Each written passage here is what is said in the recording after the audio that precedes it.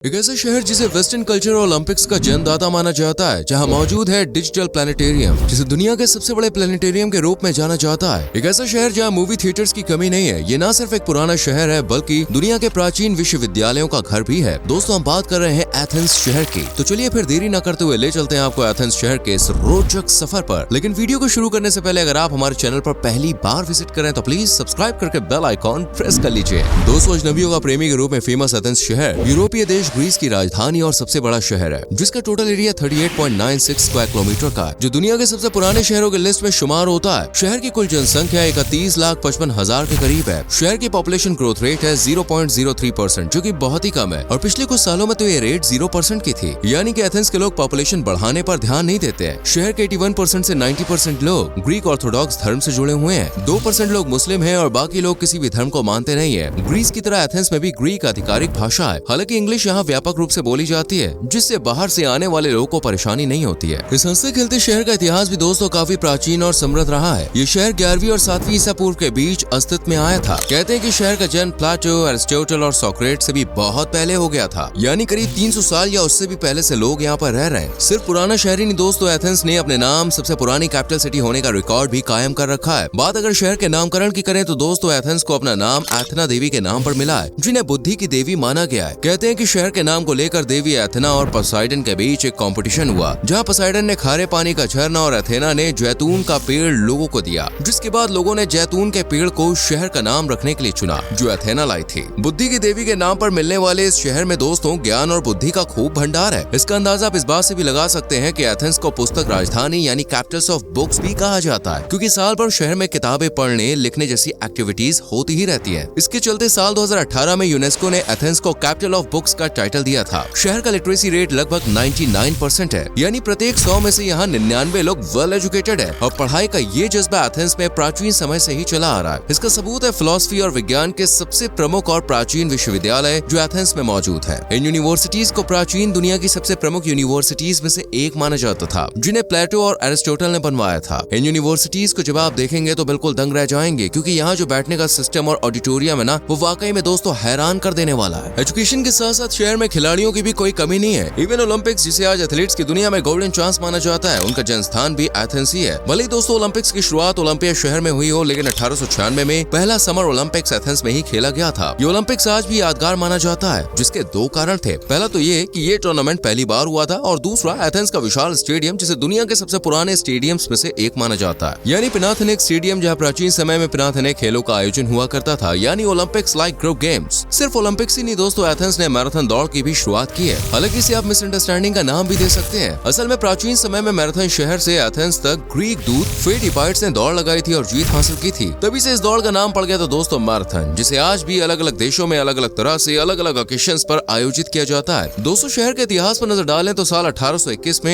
Athens पर Greek के ही कुछ विद्रोहियों ने हमला किया था, और 1822 में एक्रोपोलिस यानी एथेंस की सबसे खूबसूरत जगह को अपने कब्जे में ले लिया। लेकिन ये लोग ज्यादा दिनों तक यहाँ पर रह नहीं पाए, क्योंकि कुछ समय बाद तुर्कों ने अपना सिक्का घुमाया और एथेंस में कदम जमा लिए। तुर्कों द्वारा यहाँ जमकर बमबारी की गई और फिर कुछ समय तक इन्होंने एथेंस पर कब्जा जमाए रखा। ये तो कुछ भी नहीं था दोस्तों, क्योंकि एथेंस का सबसे बुरा समय आया फर्स्ट वर्ल्ड वॉर और सेकंड वर्ल्ड वॉर के दौरान, जब जर्मन सैनिकों ने इस शहर में घुसपैठ की और हर तरफ हुई बमबारी से पूरा शहर तहस नहस हो गया। लेकिन एथेंस ने फिर भी हार नहीं मानी और आखिरकार अपनी आजादी के लिए लड़ाई की, जिसका नतीजा ये हुआ कि एथेंस भी एक स्वतंत्र शहर घोषित किया गया और धीरे धीरे शहर में शांति स्थापित की गई, और आज एथेंस एक कामयाब शहर है। एथेंस की ज्यादातर इनकम खेती से होती है, यानी इस शहर में ज्यादातर घरों में खाना बनता है एग्रीकल्चर सेक्टर से आए पैसों से। अब क्योंकि शहर का नाम जैतून का पेड़ देने वाली देवी के नाम पर पड़ा है, तो इस शहर में जैतून की खेती भी सबसे ज्यादा ही की जाती है। इसके अलावा यहाँ टमाटर भी अच्छी खासी संख्या में उगाए जाते हैं। साथ ही शहर में सफेद सीमेंट का निर्माण भी बहुत होता है। वहीं बॉक्साइट और कपड़ों के प्रोडक्शन में भी एथेंस काफी आगे निकल चुका है। हालांकि कुछ समय पहले एथेंस इतना कामयाब नहीं था, इवन यहाँ ट्रांसपोर्ट की भी कुछ फैसिलिटीज नहीं थी। लेकिन आज एथेंस की सड़कों का बॉस जवाब नहीं है। ट्रांसपोर्ट के लिए यहाँ पर ट्रक, ट्रेन, मेट्रो लगभग सब कुछ है, जिनमें दुनिया के सबसे बिजिएस्ट पोर्ट्स में से भी एक शुमार है। इस बंदरगाह का नाम है दोस्तों पिराइस बंदरगाह, जिसे दुनिया के सबसे बड़े पोर्ट्स में से भी एक माना जाता है। इस बंदरगाह से होकर आज एथेंस ही नहीं बल्कि ग्रीस का भी ज्यादातर माल आता है और जाता है। इस पोर्ट के अलावा एथेंस की मेट्रो भी अपने आप में बॉस एकदम कमाल है, जिसकी खुदाई के वक्त जो मिला ना, वो वाकई में हैरान कर देने वाला था। क्या मिला आपको बताएंगे, लेकिन उससे पहले वीडियो को लाइक तो कर दीजिए। दरअसल जब एथेंस में मेट्रो की सुरंगों के लिए खुदाई चल रही थी, तब वर्कर्स की नजर कुछ कलाकृतियों पर पड़ी, जिसके बाद आर्कियोलॉजिस्ट ने खुदाई की और शहर की प्राचीन कलाकृति कलाकृतियों को खोज निकाला। एथेंस को दोस्तों यूरोपीय संस्कृति का केंद्र माना जाता है। दरअसल हर साल यूरोप के अनेकों शहर में से एक को यूरोपियन कल्चर कैपिटल के रूप में चुना जाता है। साल 1985 में दर्जा एथेंस ने अपने नाम किया था। इसका क्रेडिट यहाँ के लोगों को भी जाता है, जिन्हें अपने कल्चर से अनोखा प्यार है। कल्चर के अलावा एथेंस के लोगों को म्यूजिक और डांस से भी बड़ा प्यार है। शहर में साल भर तमाम फेस्टिवल्स और उत्सवों का आयोजन होता रहता है, जिनमें एथेंस के लोगों का एनर्जी लेवल बहुत अलग ही लेवल पे पहुंच जाता है। एथेंस के ज्यादा लोगों को फिल्म देखने का यार बड़ा शौक है और शायद यही कारण है कि इस छोटे से शहर में आप जानते हैं 150 से भी ज्यादा मूवी थिएटर्स है। और सिर्फ थिएटर्स ही नहीं, यहाँ तो दुनिया का सबसे बड़ा डिजिटल प्लैनेटेरियम भी मौजूद है, जिसका नाम है एथेंस यूनाइट्स प्लैनेटेरियम। इसमें एक बार में हजारों की संख्या में लोग बैठ सकते हैं और इसे दुनिया के सबसे बड़े अच्छे डिजिटल प्लैनेटेरियम के रूप में जाना जाता है। इतना ही नहीं, एथेंस में ग्रीस का सबसे बड़ा पाइप ऑर्गन भी है। दरअसल शहर के कॉन्सर्ट हॉल में 6080 पाइप्स हैं, जिस कारण इसे ग्रीस का सबसे ज्यादा पाइप ऑर्गन वाला शहर भी माना जाता है। ये म्यूजिक के लिए बेस्ट प्लेसेस में से एक है, इसलिए मौका मिले तो भाई जाइएगा जरूर। वैसे एथेंस में घूमने और देखने के लिए और भी कई चीजें हैं, जिनमें सबसे खास एक्रोपोलिस है। वाल अगर आप एक्रोपोलिस के बारे में नहीं जानते तो आपको बता दें, एक्रोपोलिस एथेंस में 156 मीटर की ऊंचाई पर मौजूद सबसे खूबसूरत, सबसे खास और देखने लायक जगहों में से एक है, जहाँ एक नहीं बल्कि कई प्राचीन इमारतें मौजूद हैं। जिनमें से पहली है पार्थेनॉन। 447 ईसा पूर्व में 432 ईसा पूर्व में बनी ये इमारत खूबसूरती का बेजोड़ नमूना है। वैसे तो कई लोग शायद ही खंडहरों को देखना पसंद करते हैं, लेकिन एथेंस के खंडहर भी एक अलग ही कहानी बयान करते हैं। जैसे पार्थेनॉन, जिसे इतिहास में कई बार तोड़ा गया, लेकिन ये उतनी ही मजबूती से हर बार खड़ा हो गया। पार्थेनॉन का इतिहास समझे तो प्राचीन समय में ही दोस्तों ये एक चर्च और फिर मस्जिद हुआ करती थी, लेकिन फिलहाल ये खंडहर है। इसके अलावा यहाँ पर प्रोपिलिया, ओडियन ऑफ हेरोडस एटिकस जैसी तमाम जगहें हैं, जो आपको बहुत ज्यादा पसंद आने वाली है। अगर एथेंस में खंडहरों से मन भर जाना तो आप एक्रोपोलिस म्यूजियम भी जा सकते हैं, जहाँ की ग्रीक कलाकृतियां आपका दिल जीत लेंगे। इस ग्रीक कलाकृतियों से सजे पुराने म्यूजियम्स में से एक माना जाता है। यहाँ से दोस्तों कुछ कदम की दूरी पे चले तो आपको मिलेगा प्लाका एनाफियोटिका। ये जगह खास है पैदल यात्रियों के लिए और जायके के दीवानों के लिए, क्योंकि दोस्तों इस जगह पर एक से बढ़कर एक लजीज खाना मिलता है। एक्रोपोलिस के ठीक नीचे स्थित प्लाका अपनी संकरी पक्की सड़कों, खूबसूरत घरों और पारंपरिक शराब खानों के लिए जाना जाता है। इसकी आप आकर्षक गलियों में घूम सकते हैं और हस्त निर्मित आभूषणों की दुकान की सैर कर सकते हैं। यहाँ के रेस्टोरेंट में जाके आप टेस्टी डिशेस का आनंद ले सकते हैं। दूर से जगमगाते एक्रोपोलिस को देखने के संग संग खुले में खाने का आनंद लेने का प्लाका भी एक आदर्श स्थान है। इसके अलावा एथेंस में अगोरा भी मौजूद है, जिसे इस शहर में सबसे ज्यादा घूमा जाता है। अगोरा के इतिहास पर नजर डालें तो दोस्तों ऐसा माना जाता है कि प्राचीन समय में अगोरा आकर्षक चीजों से सजे बाजार हुआ करते थे, जहाँ घूमना मन को अलग ही सुकून देता था। हालांकि यह भी खाली है, पर फिर भी बहुत ज्यादा खूबसूरत है। इसके बाद आप जाइए म्यूजियम ऑफ साइक्लेट्रिक आर्ट। इस म्यूजियम में आप पूरे ग्रीस का इतिहास देख सकते हैं, क्योंकि यहाँ पर 3000 से भी ज्यादा कलाकृतियां मौजूद हैं। इसके बाद आप एथेंस के टेम्पल ऑफ ओलंपियन ज्यूस को भी देख सकते हैं। 131 एडी में बने इस मंदिर को भगवान ज्यूस को समर्पित किया गया है। मंदिर के उत्तर में मौजूद है खूबसूरत और छोटा सा पार्क। प्राचीन ग्रीस का सबसे बड़ा मंदिर ओलंपियन टेम्पल है, जहाँ पर ज्यूस भगवान की पूजा की जाती थी। संगमरमर से बने 100 पिलर्स, छोटे पार्क्स और दूसरी हिस्टोरिकल बिल्डिंग से घिरा ये मंदिर टूरिस्ट के लिए आकर्षण का केंद्र बनता है। अगर आप एथेंस के एक बढ़िया व्यू की तलाश में तो माउंट लाइकाबेट्स पर चढ़िए। आप पैदल से यहाँ पर टॉप तक पहुँच सकते हैं। सनसेट देखने और रोमांटिक माहौल का आनंद लेने के लिए ये जगह भाई बहुत ही मस्त है। एथेंस शहर में दोस्तों आपको घूमने में बहुत ज्यादा मजा आने वाला है, क्योंकि यहाँ पे आपको ऐसा बिल्कुल भी नहीं लगेगा कि आप किसी अनजान शहर में आ गए। असल में इस शहर के लोग बहुत ही ज्यादा मिलनसार होते हैं, यानी कि फ्रेंडली, जो मदद करने पे विश्वास रखते हैं। इसके अलावा इनके चेहरों से मुस्कान कभी गायब नहीं होती है। साथ ही काफी हेल्दी, फिट और एक्टिव भी होते हैं। अगर किसी को कोई परेशानी हो तो एथेंस के लोग उस परेशानी को मिलकर सुलझाने में विश्वास रखते हैं। कहते हैं कि यहाँ पर अतिथियों से बहुत ज्यादा प्यार किया जाता है, उन्हें सबसे ऊपर रखा जाता है। इसलिए आप इस शहर में बेफिक्र होकर घूम सकते हैं। लेकिन हाँ देखिए, मौसम को देख के जाइएगा, क्योंकि एथेंस में गर्मी बहुत दबा के पड़ती है। इसलिए गर्मियों में ज्यादा टूरिस्ट यहाँ आने से कतराते ही हैं। एक बार यहाँ का टेम्परेचर आप जानते हैं +48 डिग्री सेल्सियस तक दर्ज किया गया था, जो कि बाकी यूरोपियन शहरों की तुलना में थोड़ा नहीं बल्कि बहुत ज्यादा है। खर्चे की बात करें तो दोस्तों एथेंस घूमने के लिए आपको ज्यादा खर्चा वर्चा करने की जरूरत नहीं है, लेकिन आप पर पर्सन कम से कम आप मान सकते हैं कि 80,000 से 1 लाख रुपए तक में काम हो जाएगा। क्योंकि पता है क्या, आप इस शहर में जब जाएंगे ना तो आपका अपने मन पर कंट्रोल नहीं रहेगा, जो आपको बार बार कहेगा यार एथेंस की जो कलाकृतियां है ना उसको घर लेके चल। और हाँ सबसे खास बात, पूरे यूरोप में आपको एथेंस जैसे सैंडल्स कहीं और देखने को मिलने नहीं वाले। आज भी पूरी दुनिया में एथेंस को यहाँ के कमाल के सैंडल्स के लिए जाना जाता है। देखिए थोड़े से महंगे होते हैं क्योंकि इन्हें हाथ से सिला जाता है, लेकिन बॉस ये काफी ब्यूटीफुल होते हैं, इसलिए पॉकेट थोड़ी सी भारी रखें। इस शहर में पहुंचने के लिए आपको ग्रीस में पहुंचना होगा और फिर आप एथेंस भी पहुंच जाएंगे। दोस्तों उम्मीद करते हैं आपको एथेंस के बारे में जान के अच्छा लगा होगा। वीडियो पसंद आई हो तो प्लीज लाइक और शेयर करें। वैसे आप बताइए कभी एथेंस गए तो अपने एक्सपीरियंस कमेंट सेक्शन में लिखें कैसी जगह है। आने वाली वीडियोस को देखने के लिए चैनल को सब्सक्राइब करके बेल आइकॉन प्रेस करें, जिससे आने वाली वीडियोस आपसे मिस ना हो। सो मेरी जान, मिलते हैं अगली वीडियो में। Till then bye bye, take care.